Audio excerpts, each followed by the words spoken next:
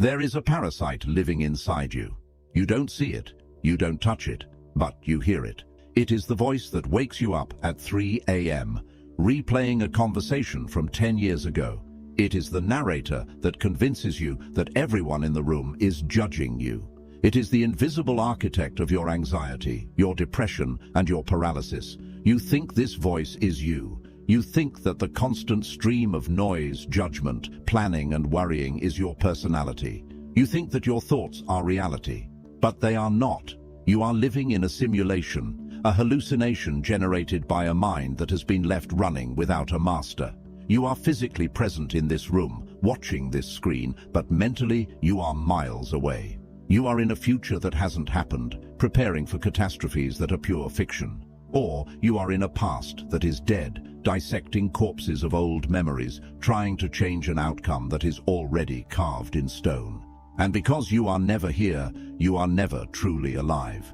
You are a ghost in your own life. Most people live and die in this state. They spend 70, 80 years trapped in the skull-sized kingdom of their own head, tormented by a narrator they never hired. They think this is normal. They call it being human. It is not. It is a sickness of the modern soul. But what happens when the noise stops? What happens when you finally cut the wires to the loudspeaker? I'm not talking about thinking positive. I'm not talking about suppressing your emotions or distracting yourself with cheap dopamine.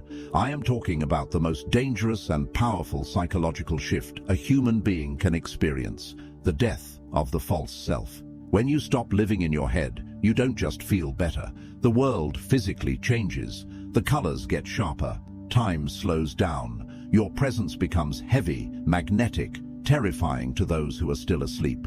You stop reacting and you start commanding. But to get there, we have to perform an autopsy on your mind. We have to look at the ugly, screaming mess you've been hiding behind your smile. You are going to feel resistance. Your mind will want to click away. It will tell you this is too long, too deep, too dark. That is the parasite trying to protect itself. Ignore it. Stay. Because the silence you are looking for is on the other side of this darkness. Let's establish a brutal truth. 90% of your suffering is not happening in the real world. It is happening in the theater of your mind. The Stoics knew this. The Buddhists knew this. Modern psychology is just catching up. There is a concept called the second arrow. The first arrow is the event itself. You lose your job, someone insults you, you get sick. That is the first arrow. It hurts. It is physical. It is real. But then comes the second arrow. The second arrow is the story you tell yourself about the event. I lost my job, which means I'm a failure, which means I'll end up homeless, which means no one will ever love me. She didn't text back, which means she hates me, which means I am unlovable, which means I will die alone. The first arrow struck you once. The second arrow, you stab yourself with it, over and over again, every hour, every day, for years. You are addicted to the second arrow. Why? Because your brain is not designed to make you happy. It is designed to make you survive. To a primitive brain, quiet feels like danger. In the wild, silence meant a predator was stalking you. So your brain evolved to fill the silence, to generate problems, to scan for threats. If you have no real problems, your mind will create them. It will invent scenarios where you are humiliated, abandoned, or attacked. It does this to keep you safe. It thinks that if you worry enough, you can control the future. This is the great lie of anxiety. The belief that if you think about a problem hard enough, you can solve it. But you aren't solving anything. You are spinning. You are like a car with its wheels stuck in the mud, slamming on the accelerator. You are burning fuel, making noise, destroying the engine, and going absolutely nowhere. Living in your head creates a distortion field. You stop seeing people as they are. You see them as characters in your drama. You project your insecurities onto them. If you feel small, you will perceive everyone as arrogant. If you feel guilty, you will perceive every innocent comment as an accusation. If you are afraid of abandonment, you will suffocate people until they leave, fulfilling the very prophecy you were terrified of. This is why your relationships fail. Not because of them, because you are not relating to them. You are relating to a hologram of them inside your head. You are having an argument with a ghost while the real person stands in front of you, confused and hurt. You are trapped in a hall of mirrors, and until you smash the glass, you will never touch reality. What is the cost of this? What is the price you pay for this endless mental chatter? The price is your life. I don't mean your heartbeat. I mean the substance of your existence. When you are lost in thought, you are absent. You are not tasting your food. You are not hearing the music. You are not feeling the warmth of the skin of the person you love. You are skimming the surface of existence, never diving deep. But there is a darker cost, a strategic cost. Living in your head makes you weak. A person who is trapped in their head is slow. They hesitate, they doubt, they overcalculate. In a confrontation, the person who is thinking about what to say next has already lost. The person who is truly present, who is empty of thought and full of awareness, is dangerous. Think of the greatest athletes, the samurai, the masters of industry. When they are performing at their peak, they are not thinking. They are in flow. The mind shuts up. The observer takes over. Action and awareness become one. When you are in your head, you bleed energy. Your brain consumes 20% of your body's energy. When you are overthinking, you are running a marathon while sitting on the couch. That is why you are always tired. That is why you wake up exhausted. You have been fighting a war in your sleep, and people can smell it on you. Human beings are apex predators. We have evolved to sense weakness. When someone is living in their head, they give off a specific vibration. It is the vibration of anxiety, of neediness, of absence. You know this feeling. You talk to someone, and you can tell they aren't listening. They are waiting for their turn to speak. They are scanning the room. They are worried about how they look. Do you trust this person? No. Do you respect them? No. Now imagine the opposite. Imagine meeting someone who is completely, utterly there. Their eyes don't dart around. They don't fidget. They listen to you with a stillness that feels almost aggressive. They are not trying to impress you. They are not trying to get something from you. They are just watching. That presence is intimidating. It is seductive. It is power. When you stop living in your head, you become that person. You become the eye of the storm. The chaos spins around you, but it does not enter you. But to get there, you have to understand who you really are. And this is the part that will hurt. Who are you? Are you your name? No, that's just a label. Are you your job? No, that's just a function. Are you your body? No, that changes every day. Are you your thoughts? This is the mistake. This is the root of all misery. You believe you are the voice. Try this experiment right now. Close your eyes for a second. Do it. Ask yourself, what will my next thought be? And wait. Watch, like a cat watching a mouse hole. Did you notice that gap? That tiny moment of silence before a thought popped up? In that gap, you were there, but the thought was not. If you can watch your thoughts, then you cannot be your thoughts. The camera is not the movie. The sky is not the clouds. You are the observer. You are the awareness behind the noise. The voice in your head is just a biological machine. It is a survival computer generating data. It's cold. She looks angry. I'm hungry. I'm a failure. It's all just data. The problem is that you treat every piece of data as absolute truth. When the voice says, I am worthless, you don't say, oh, that's an interesting thought. You say, I am worthless. You fuse with it. You become it. Detachment, true, cold, Machiavellian detachment, is the ability to stand back and watch the machine run without getting your hand caught in the gears.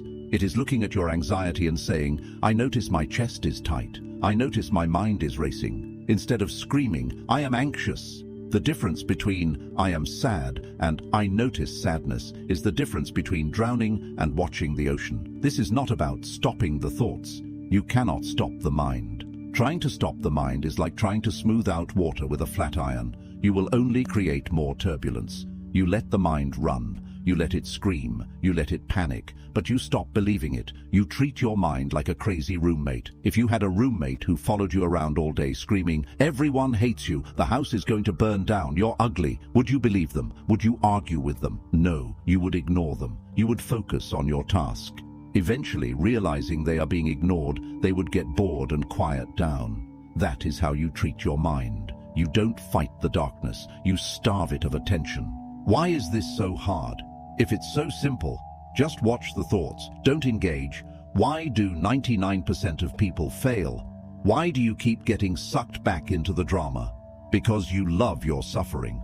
I know. You want to deny it. You say, no, I hate being anxious. I hate being depressed. But deep down, in the shadow part of your psyche, you are addicted to it. Why? Because your pain gives you an identity.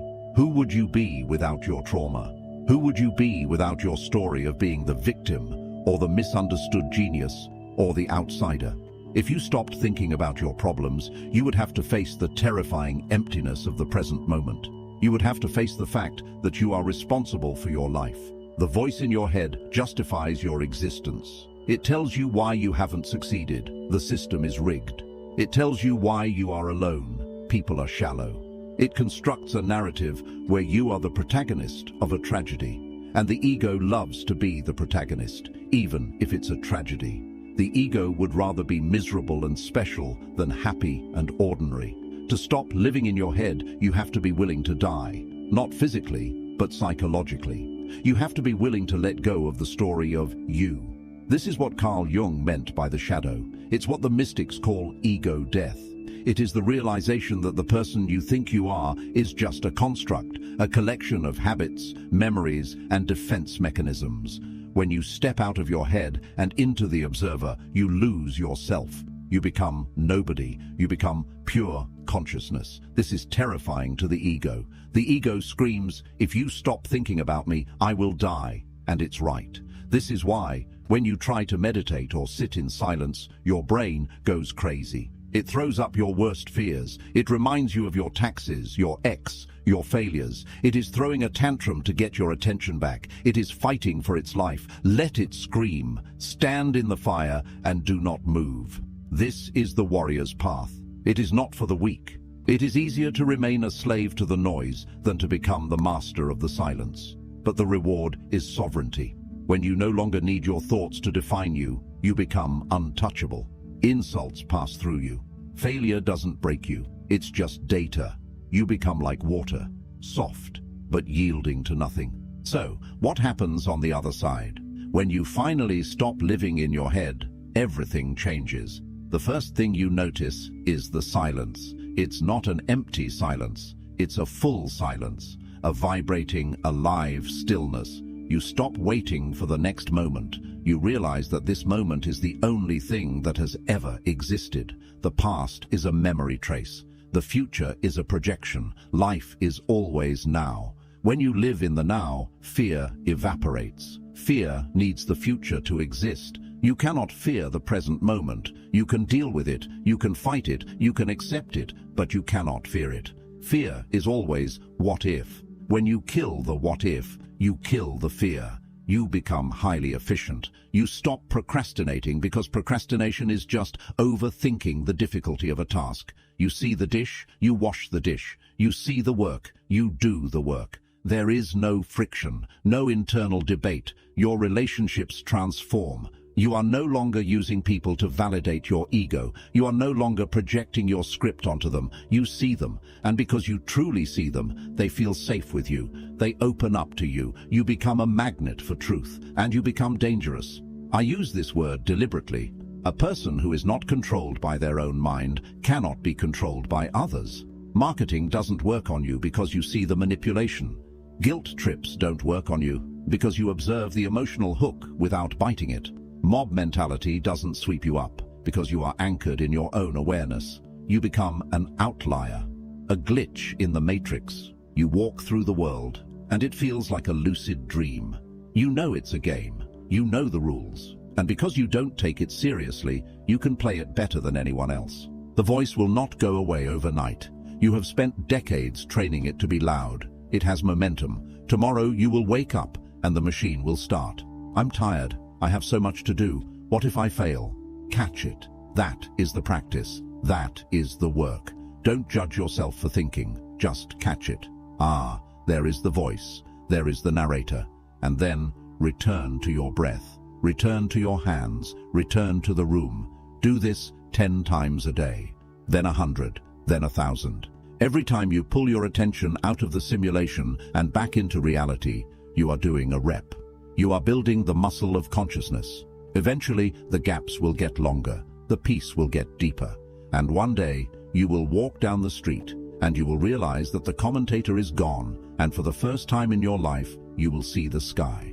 Not the word sky, not the concept of sky, but the thing itself, vast, infinite, silent, just like you. If this opened your eyes, understand this is only what I can show publicly. There are videos I cannot upload for everyone. There are aspects of dark psychology that I simply cannot discuss publicly on YouTube without being censored or demonetized. The algorithm suppresses the most powerful information. Those exist behind the join button. If you're still here, you're not like the others.